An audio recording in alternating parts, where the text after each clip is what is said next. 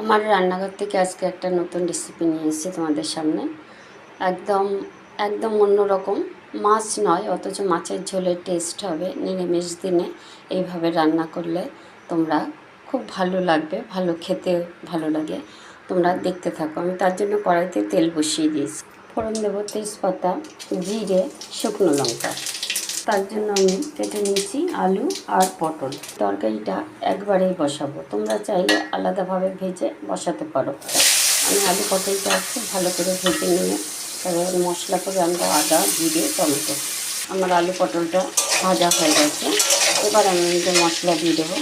আমি 1 চামচে হলুদ দিয়েছি, 2 চামচে জিরে গুঁড়ো দিয়েছি, আর 1 চামচে শুকনো লঙ্কার গুঁড়ো দিয়েছি, আর বড় একটা টমেটো দিয়েছি। এবার এটাকে দিয়ে আমি খুব সুন্দরভাবে কষিয়ে নেব। আমি স্বাদ অনুযায়ী নুন দিয়ে দিলাম। এরকম মাছের ঝোল করে খেয়ে দেখো, অপূর্ব টেস্ট লাগে। অথচ মাছের ঝোল না, নিরামিষ মাছের ঝোল। আমার নিরামিষ মাছের ঝোল কষানো হয়ে গেছে। এবার আমার গরম জল করা হয়ে গেছে, এবার ঢেলে দেবো। আমার নিরামিষ মাছের ঝোল হয়ে গেছে। এবার এর মধ্যে আমি গরম মশলা দিয়ে দিলাম আর একটু ঘি দিয়ে দিলাম। যেহেতু নিরামিষ, সেই জন্য নিরামিষ মাছের ঝোলে এগুলো দিয়ে দিলাম।